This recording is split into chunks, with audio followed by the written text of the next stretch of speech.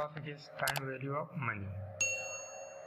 आज हम डिस्कस करेंगे कि actually time value of money होती क्या है। जब हम फाइनेंशियल मैनेजमेंट पढ़ते हैं तो फाइनेंशियल मैनेजमेंट में हमारे पास चूँकि फंड्स और कैश की जो है वो हम ज़्यादातर जो है वो डिस्कशन करते हैं, तो यहाँ पर मनी जो है उसको हम उसकी वैल्यू को देखते हैं कि टाइम के लिहाज से उसकी वैल्यू क्या होगी और किस तरह फ्यूचर या प्रेजेंट में उसको हम डिफाइन करेंगे।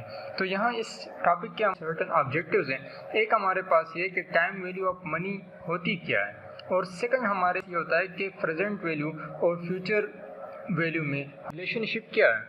और इस तरह इंटरेस्ट रेट, जो डिफरेंट टाइप ऑफ इंटरेस्ट हम इस्तेमाल करते हैं, चाहे सिंपल इंटरेस्ट हो, कंपाउंड इंटरेस्ट हो, इसी तरीके से उस प्रेजेंट वैल्यू या जो फ्यूचर वैल्यू है उसकी कैलकुलेशन किस तरह की जाएगी। फिर हम पढ़ेंगे कि हमारे पास ऑर्डिनरी इन्विटी क्या होती है, इन्विटी ड्यू क्या होती है, और कुछ हमारे पास इंटरेस्ट फैक्टर के टेबल्स होते हैं कि जिसकी वजह से हम आसानी के साथ मुख्तलिफ जो वैल्यूज़ होते हैं, चाहे वो प्रेजेंट वैल्यू हो चाहे वो फ्यूचर वैल्यू हो, उसकी हम आसानी के साथ जो है वो उस टेबल से वैल्यूज़ जो है वो निकाल के अपने क्वेश्चन में या अपने जो आर्टिकल है उसमें हम पुट कर सकते हैं। तो ये हमारे पास कुछ जो है वो तरीक़ेकार होंगे। और लास्ट में इस चैप्टर का या इस टॉपिक का मेन मकसद यही होगा कि वो टेबल्स हम किस तरह जो है वो इंटरप्रेट करेंगे, उसमें ग्रोथ रेट किस तरह देखी जाएगी, अननोन इंटरेस्ट किस तरह जो है वो कैलकुलेट किया जाएगा, प्रेजेंट और फ्यूचर वैल्यू की जो वैल्यूज़ हैं वो किस तरह वहाँ से निकाली जाएंगी। सो आते हैं अपने टॉपिक की तरफ कि टाइम वैल्यू ऑफ मनी होती क्या है और उसकी हमारे पास ज़रूरत क्यों पड़ती है, उसके रीज़न्स क्या हैं। तो सबसे पहले हमारे पास टाइम वैल्यू ऑफ मनी जो है वो हम डिफ़ाइन करते हैं कि with the passage of time जो मनी की वैल्यू होती है वो हमारे पास चेंज होती जाती है। यानी अगर हम देख लें तो हमारे पास जो परचेजिंग पावर ऑफ मनी है वो with the passage of time जो है वो हमारे पास डिफरेंट होती है। इसके इफ़ेक्ट्स क्या होते हैं? 4 इफ़ेक्ट्स होते हैं। 1 इज़ स्पेंडिंग। अगर हम आज कुछ चीज़ें ख़रीदते हैं, कुछ पैसों से ख़रीदते हैं, कुछ अमाउंट सर्व करते हैं, कुछ अमाउंट जो है वो स्पेंड करते हैं, और फ्यूचर में वही गुड्स अगर हम उन्हीं पैसों से ख़रीदेंगे तो उसकी वैल्यू में जो है वो डिफरेंस आ जाती है। वहाँ पर हम तकरीबन अगर हम 1 किलो चीज़ें ख़रीदते थे तो अभी जो है उसे हम आधा किलो सपोज़ ख़रीदते हैं। सेविंग्स जो है वो भी हमारे पास एक ज़्यादा जो है वो अहमियत की हामिल होती है कि जिसकी वजह से हमारे पास जो मनी है उसकी वैल्यू भी हम वहाँ पर जो है वो फुलफिल करवाते हैं और फ्यूचर नेसेसिटीज़। यानी हम कह सकते हैं कि savings money today has a value in future in terms of fulfilling और फ्यूचर नेसेसिटीज़। लेकिन जब हम सेविंग्स करते हैं तो वो तो हमारी फ्यूचर ज़रूरियात को पूरी कर सकती हैं, लेकिन उसकी वजह से जो मनी की वैल्यू है वो हमारे पास डिक्रीज़ हो सकती है या इंक्रीज़ हो सकती है। इस तरह the third one is burrowing. हम जो है वो इंजॉय करते हैं बेनिफिट्स, लोगों से कर्ज ले लेते हैं, मुख्तलिफ हम चीज़ें ख़रीद लेते हैं, लेकिन उस अमाउंट को जब हम जो बारोइंग है वो हम मुख्तलिफ बैंकों से, मुख्तलिफ फाइनेंशियल इंस्टीट्यूशन से जो है वो पैसे बारो करते हैं और उसको रिपे करते हैं फ्यूचर टाइम में। तो उससे हम जितनी भी चीज़ें ख़रीदते हैं उसको हम आज इंजॉय कर लेते हैं और उसकी पेमेंट फ्यूचर में की जाती है with interest payment. The fourth one is investing हमारे पास रिजल्ट मैक्सिमाइज करता है द वैल्यू ऑफ और सरप्लस। जब हम इन्वेस्टिंग करते हैं, कुछ पैसे इन्वेस्ट करते हैं किसी बिजनेस में, तो वो हमारे मनी को सरप्लस करते हैं। मैक्सिमाइज और values, reasons for the concept, क्यों हम ये कंसेप्ट जो है वो पढ़ते हैं, उसके रीजंस क्या हैं। सो फर्स्ट वन हमारे पास है अनसर्टेन फ्यूचर। एक शख्स, एक बंदा तो है अपनी स्पेंडिंग को कंट्रोल कर सकता है, अपने खर्च को कम कर सकता है, लेकिन वो इनफ्लो ऑफ मनी या इनकम जो है वो उसको कंट्रोल नहीं कर सकता। इस तरह इन्फ्लेशन भी हमारे पास जो है वो कंट्रोल नहीं की जा सकती, क्योंकि अगर आज के दुनिया में हम देख लें तो हम दिन ब दिन जो है वो इन्फ्लेशन बढ़ती जाती है और मनी की जो वैल्यू है वो फ्यूचर में वो कम होती जाती है। अटैच इंटरेस्ट फैक्टर्स जो है आज जो हम पैसे रिसीव करते हैं और बाद में उसको पे की जाती है तो उसकी वैल्यू डिफरेंट होती है। अटैच इंटरेस्ट फैक्टर जो पैसे आज हम रिसीव करते हैं या पे करते हैं एट द लेटर डेट, उसकी वैल्यू एक दूसरे से टोटली डिफरेंट होती है at the present and at the future. Time value of money. Time value of money होती क्या है, जिसको हम टाइम वैल्यू ऑफ मनी, जिसको हम TVM कहते हैं, is an economic principle that suggest present day money is worth then money in the future because of its earning over time. Simple हम ये कह सकते हैं कि $1 was worth more yesterday than today and $1 today is worth more than $1 tomorrow। हम यहाँ देख सकते हैं कि फ्यूचर मनी जो है हमारे पास इज इक्वल टू होती है प्रेजेंट मनी प्लस टाइम। तो टाइम हम इसलिए कैलकुलेट करते हैं कि उसमें हमारे पास अर्निंग कैपेसिटीज़ होती हैं, तो उस अर्निंग कैपेसिटी की वजह से हम जो है प्रेजेंट प्लस टाइम को कंबाइन करके फ्यूचर मनी जो है वो कैलकुलेट करते हैं, क्योंकि उसके साथ हम कुछ अर्निंग या इंटरेस्ट को भी शामिल कर लेते हैं। Why time? Why time such an important element in your decision? Because हमारे पास क्या होता है, टाइम हमें मुख्तलिफ अपॉर्चुनिटीज़ देती हैं कि हम अपने कंजम्पशन को जो है वो पोस्टपोन कर लेते हैं और उससे अर्निंग कर लेते हैं, और अर्न क्या करते हैं, इंटरेस्ट अर्न करते हैं। तो टाइम हमें अपॉर्चुनिटी देता है जिससे हम अपने कंजम्पशंस को पोस्टपोन करते हैं और अपनी उस सेविंग से इंटरेस्ट अर्न करते हैं, प्रॉफिट अर्न करते हैं, तो उससे हमारे पास फर्दर जनरेशन होती है। अगर हम टाइम को यहाँ न लें एज ए कंप्रीहेंड, सपोज अगर हम टाइम वैल्यू ऑफ मनी में टाइम को कंसिडर ही ना करें, तो ऐसे सिचुएशन में फिर हमारे पास जो फाइनेंशियल डिसीजन मेकिंग होती है उसका जो डेटा हम कैलकुलेट करते हैं, डेटा हम डिराइव कर लेते हैं, तो ऐसा डेटा, ऐसी कैलकुलेशन हमारे पास फिर क्रिटिकल होती है और वहाँ पर फाइनेंशियल डिसीजन मेकिंग बहुत ज़्यादा मुश्किल हो जाती है, क्योंकि वो चीज़ें हमारे पास फिर सही नहीं होती। अगर हम टाइम को एज ए फैक्टर नहीं लेते टाइम वैल्यू ऑफ मनी में, तो हमारे पास जितनी भी कैलकुलेशन होगी उसका डेटा हमारे पास टोटली जो है वो इनकरेक्ट होगा और वो फाइनेंशियल डिसीजन मेकिंग हमारे पास क्रिटिकल होंगे due to the incorrect data.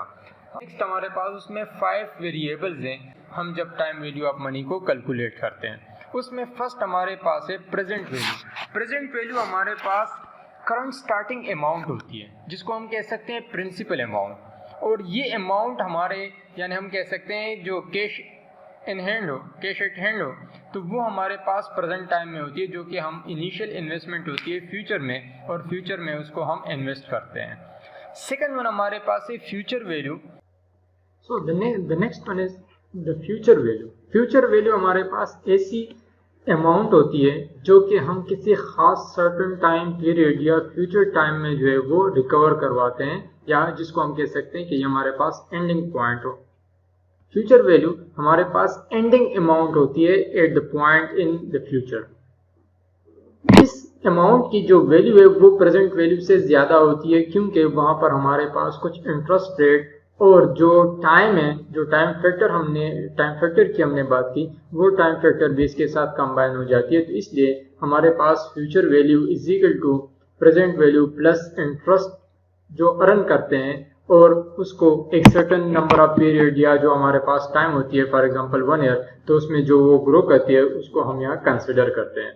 The third one is interest rate can be defined as the interest is the amount a lender charge for the use of assets expressed as percentage of the principal.